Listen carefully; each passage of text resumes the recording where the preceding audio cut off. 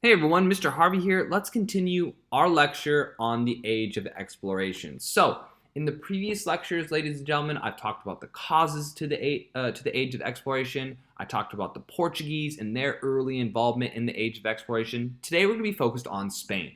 Now, uh, when we think about the age of exploration, in the early age of exploration, the two countries that we need to know and really focus on are the Portuguese and the Spanish. Later on, okay, we're going to be talking about the British and the French. But early on, late 1400s, early 1500s, ladies and gentlemen, we're really focused on two countries, Spain and Portugal. All right, so let's talk about the Spanish. All right, you can't talk about Spanish exploration without talking about Mr. Christopher Columbus, also known as Cristobal Colon, Cristobal Colon. Okay, he was an Italian sailor, Italian explorer who worked for the Spanish. Okay, all right. And his voyages really focused on kind of the Caribbean area. He was sailing around the Bahamas, around Cuba. Okay, so he was really focused on the Caribbean Sea.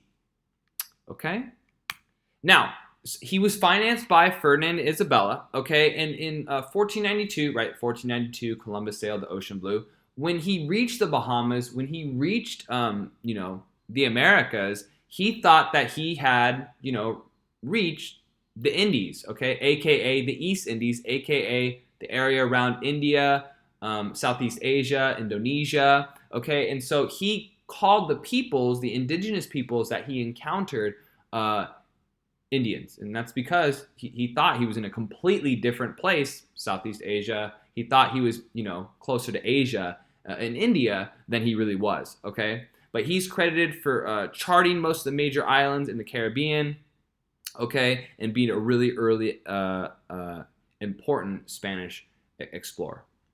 Okay, now another important figure that I really want to talk about is Bartolome De Las Casas.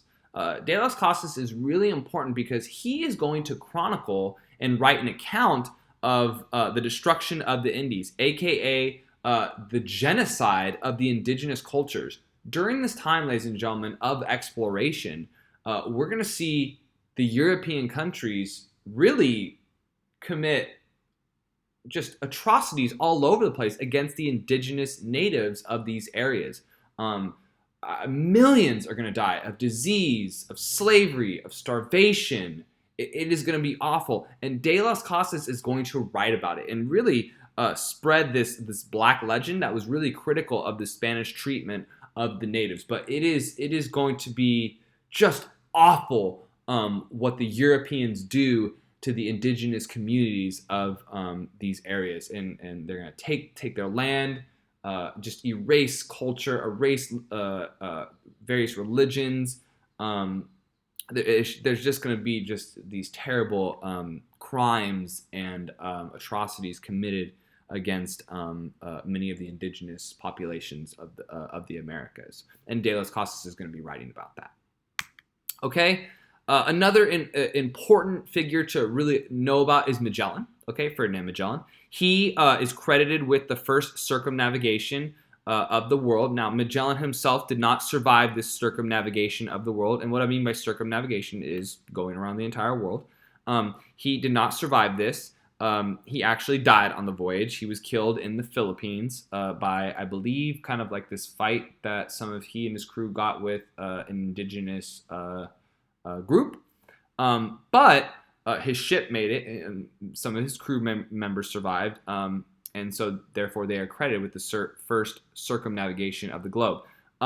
What's really important about Magellan and his crew surviving that and kind of making that voyage was they were able to map the Pacific. All right, the Pacific Ocean is really unique geographically because it's so big. It's an enormous body of water, and so they were able to map a lot of the Pacific Ocean and realize just how big it was. Okay. Like I kind of referenced before, we're going to see just some of the indigenous tribes, cultures, peoples, civilizations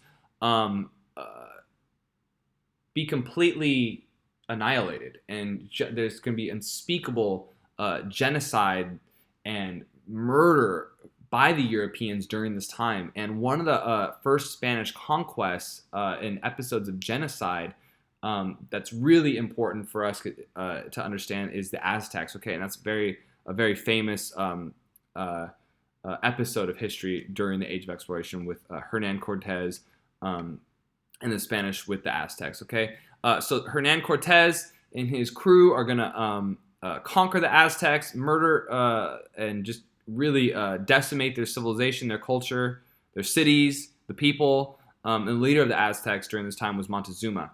Now, a really interesting story during the conquest and the death of the Aztecs was the death of Montezuma himself. There's a lot of conflicting stories about the death of Montezuma. The Spanish say that his own people killed him, but the Aztecs say that the Spanish murdered him. So we have some conflicting kind of perspectives and stories about this. What's really important to understand about that is the death of Montezuma is how we see different perspectives, right? The Europeans are kind of blaming the Aztecs, that the Aztecs killed their leader, while the Aztecs blame the Spanish and the Europeans that they killed their own leader. But it's really important to understand that we see just the mass genocide. That's really important for us to understand. Okay, and we are going to see the Aztecs surrender to Cortez, and one of the biggest reasons of why the Aztec civilization is going to fall. And I've been researching the Aztecs. I find their civilization incredible. I actually had a professor in college who spoke their native language. It was incredible. But one of the big factors and reasons why the Aztecs are going to surrender and lose to the Spanish is disease. Is Tenochtitlan, their central city, is going to be ravaged by disease, and the people are. And it's because, remember, and I kind of referenced this before, they are not immune to the diseases. Okay, so we will see the Aztecs surrender to Cortez. All right, another important conquest in the Americas will be the Inca. All right, and that will be by Pizarro. All right, and kind of the same thing. The Inca are just going to be outright conquered, brutally murdered. Their culture, a lot of their culture, religion, civilization is going to be just decimated and gone. And this is a big theme of the early Spanish Empire, as well as the Portuguese Empire, as well as the British Empire and the French empires. We're going to see a lot of indigenous during this time of exploration. Is we're going to see a lot of these European explorers and conquistadors just outright conquer entire regions, rule over the indigenous, and really try to erase their civilization and kill a lot of people. And it's awful. All right, and so this, ladies and gentlemen, is really kind of what we see with the Spanish Empire. We can see that the Portuguese, okay, are mainly kind of located in Brazil, and we'll see the Spanish really located in areas of North America and South America. Okay, but this is kind of where they are. Now, it's really interesting, and when we think about the Age of Exploration, ladies and gentlemen, a way to kind of think about where different countries are, or just think about the language that these areas speak today. For example, in Mexico today, right? The dominant language is Spanish. Okay, so we can tell that there was Spanish colonization there. But if you go to Brazil today, right, their dominant language is not Spanish; it is Portuguese. Okay, if you were to go to the Americas, okay, Great English, Great Britain. Okay, so if you were to go up to this part of Canada, not this part, but this part, they speak French. Okay, so that's something that's I kind of think about. That's really helpful for me to understand the extent to these empires, is kind of what the language these areas speak today. Okay, but this is kind of just a visual of the Spanish colonies and Spanish Empire.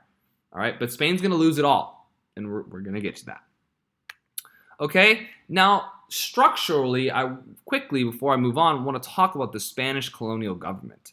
All right, the Spanish Empire was structured in a very specific way. Now, the empire was divided kind of into this top-down structure of power. At the very top was the king and queen.